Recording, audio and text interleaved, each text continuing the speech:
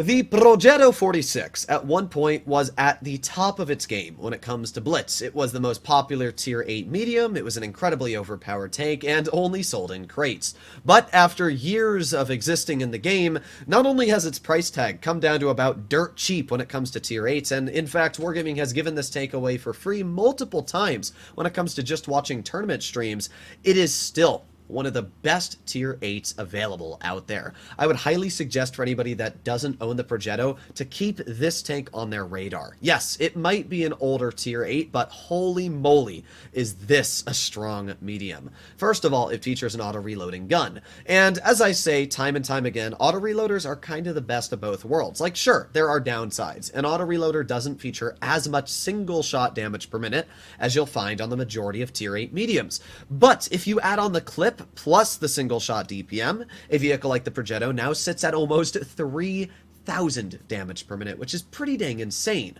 Add that into the fact that this vehicle features incredibly good dispersion of 0.317, a great aiming time at only 2.7 seconds, and an intra-clip that is only 2.5 seconds, and yeah, the vehicle starts to get a little insane. When you add that into the fact the tank is fast, reaching a top speed of 55, and it has 9 degrees of gun depression, yeah, you can start to understand where the Progetto is incredible. It basically has all the benefits of an autoloader with all the benefits of a single shot, which is just amazing. So this first game, up against us, we have a Bosch Chatillon Barrasque, we've got an Indian Panzer, and a T-54 lightweight. That makes 3 mobile tanks. What do we have?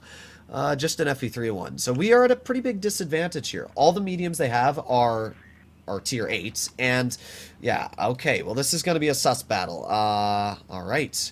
I'm going to start off playing this game quite passive. One thing about the Progetto is it doesn't feature really any armor.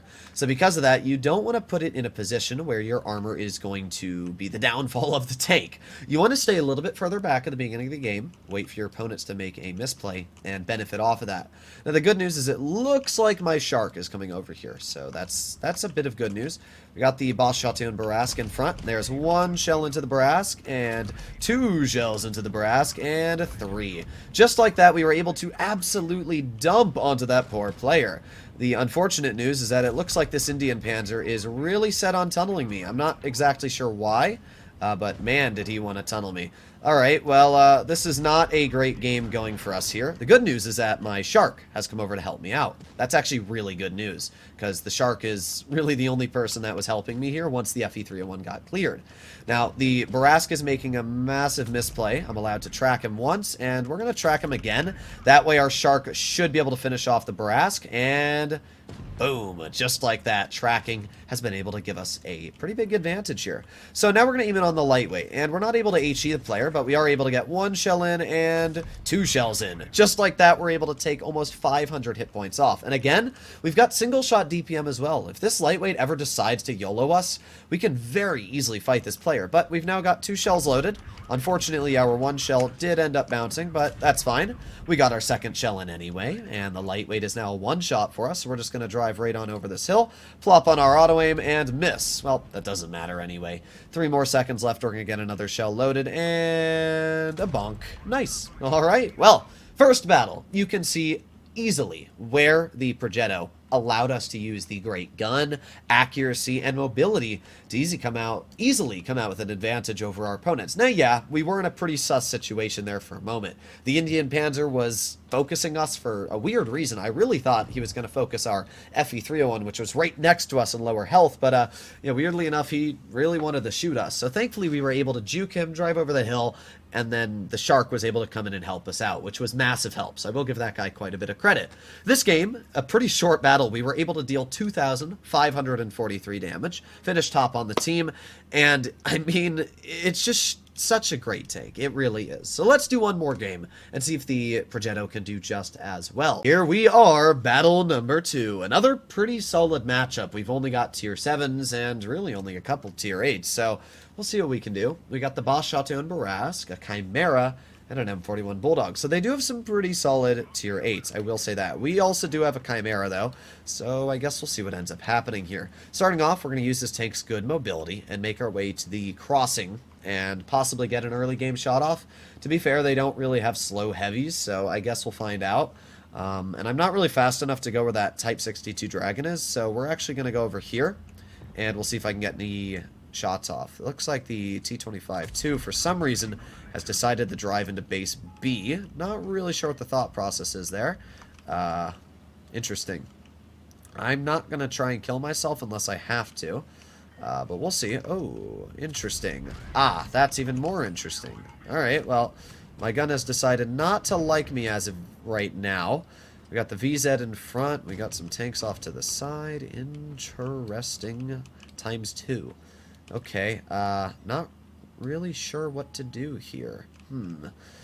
Yeah, this is one of those games where everything is spread out, and not in a good way. Like, in a really awkward way that isn't very fun for me to engage our opponents in.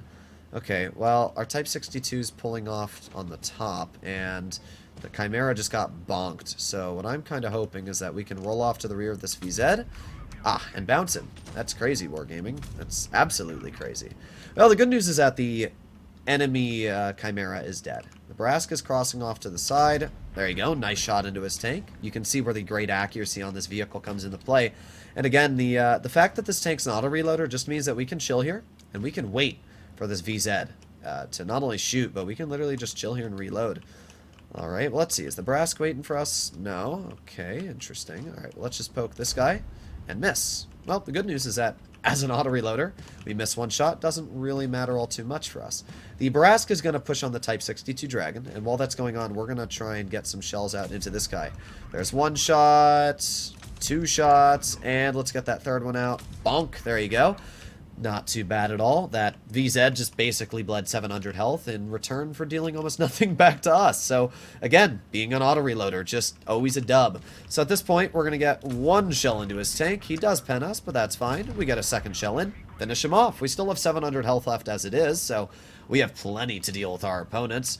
We have the enemy TNH in front of us, and we're just going to go back and forth, try and make it tricky for him to hit us in the weak spot. And bonk, there's one easy shell in, and a bonk, two easy shells. And just like that, I would expect our Chimera, as he did, to finish him off.